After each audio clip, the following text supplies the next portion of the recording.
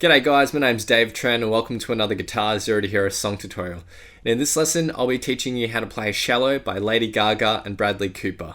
Now this is actually a pretty simple song once you break it down, but it has a lot of elements to it, including fingerpicking and strumming, so it's going to be a really great one to learn. For the basics, you'll need your guitar just in standard tuning and you won't need a capo, which is great.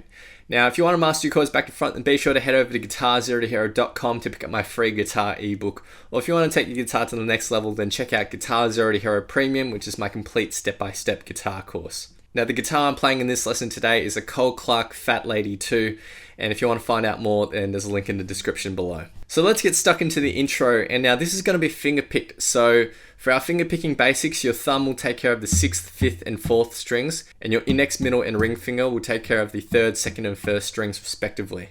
They shouldn't pluck any other strings other than the ones they've been assigned to.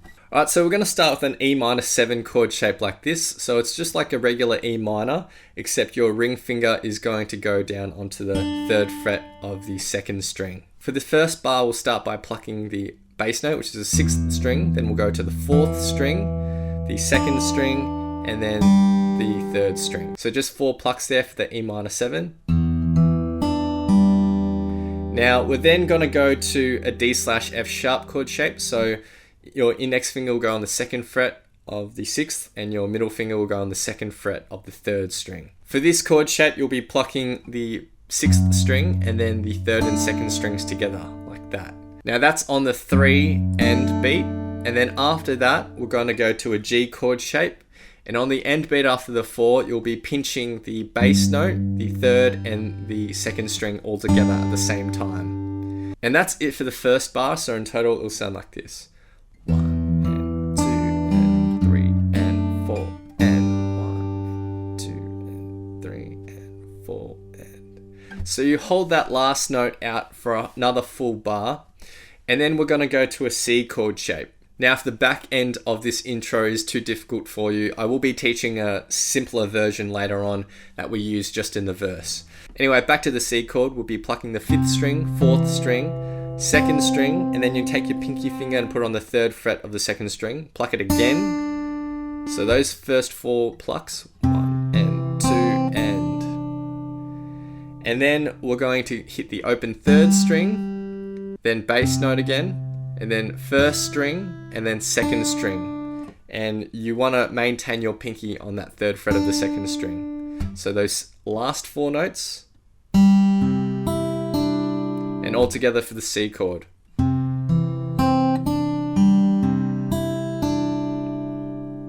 And then we're going to go back to a G chord, and you're going to pluck the bass note and then the 3rd and 2nd strings.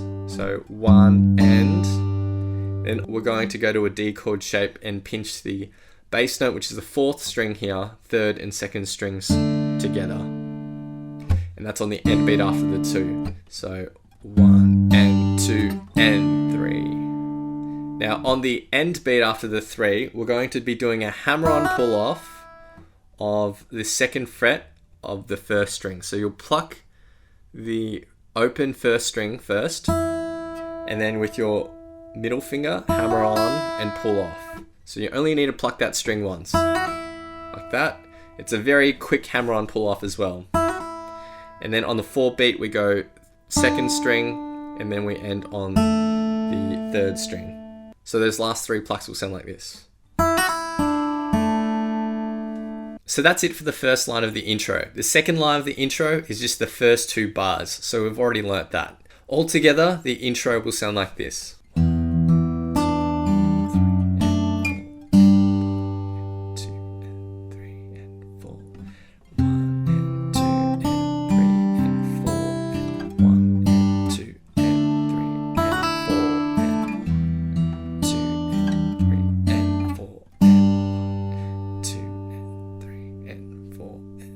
Moving on to the verse riff, it's essentially exactly the same as the first line of the intro. We're just going to simplify things a little because throughout the actual recording there's a whole lot of improvisation, so it'll be impossible to tab every single note for note because we'll be here forever. So I'm just going to simplify it to a much easier structure that you could repeat again and again for the verse. So for the verse, our first bar is exactly the same as what we had in the intro, so you already know that. then hold that out. Now when we go to our C, our picking pattern here is a little different. It's a bit easier. We don't need to use our pinky here. It's just 5th string, 4th string, 2nd, 3rd, 4th, and then 1st, 2nd, 3rd. So 8 plucks there in total, which sounds like this.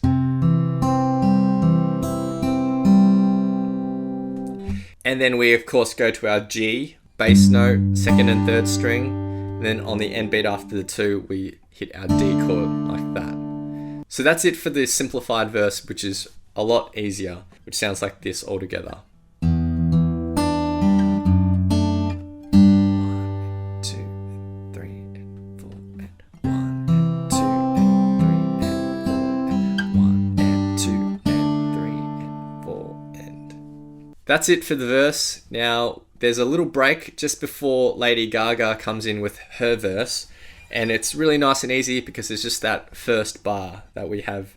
So the E minor, 7, D slash, F sharp, and G, and hold that out for a bar. And we're just going to repeat that twice for this break. Now Lady Gaga's verse is exactly the same as the verse we previously learnt. The only thing that differs here is the pre-chorus.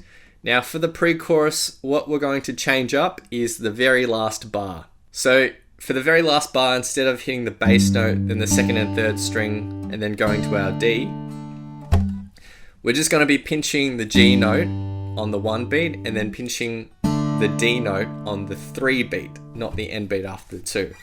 So Lady Gaga's pre-chorus sounds like this.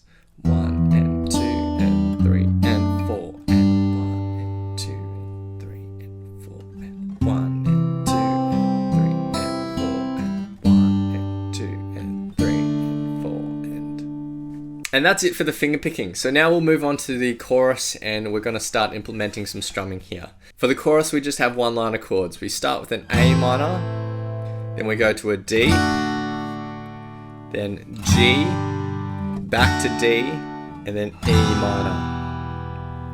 Now you'll notice that each of the chords have their own brackets except for the G to the D, because they're half the length than any of the other chords. Now in terms of strumming pattern, we're going to have something like this. Down, down, up, up, down, up. Now we're going to play that strumming pattern for the full chords. So the A minor, the D, and that last E minor. For the shorter chords where we have the G and the D, we're going to have a shorter strumming pattern, which is just down, down, up.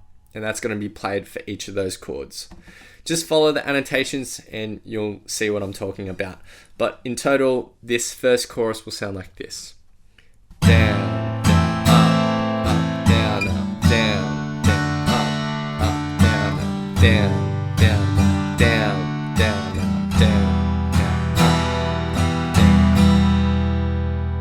Next we move on to the bridge, and there's just 2 lines of chords here. Our first line of chords goes B minor, then we go to a D, then we have an A, and then an E minor. Now the second line of chords is exactly the same, except we don't go to the E minor there. In the bridge, we're going to use a bit more of a build-up strumming pattern. So it's 8 down strums. If you want to add a bit more feel to the strumming pattern as well, then you want to accent the highlighted strums I have here as well. So the 1st, 4th, and 7th down strum, you can play that a bit harder or accent it, and it'll give it a bit more feel. We're going to play that strumming pattern once for each of the chords. Really nice and easy. So the bridge will just sound like this.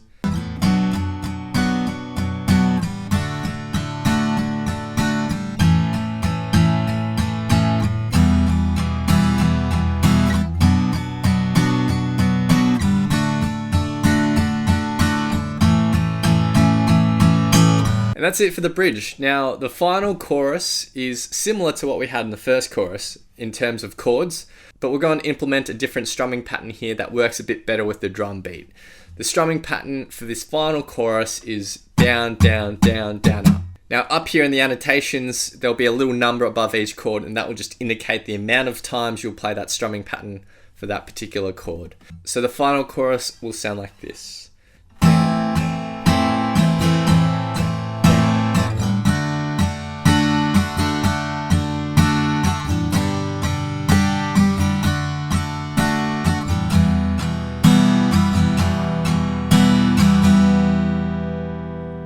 So now I'll be playing through the song in its entirety, and I'll have my good friend Diana singing on top for some context. She's got an absolutely amazing voice, so be sure to check out her YouTube channel or check her out on Instagram. The links are in the description below. Feel free to play this back as many times as you'd like to practice, play along to, and see how you go.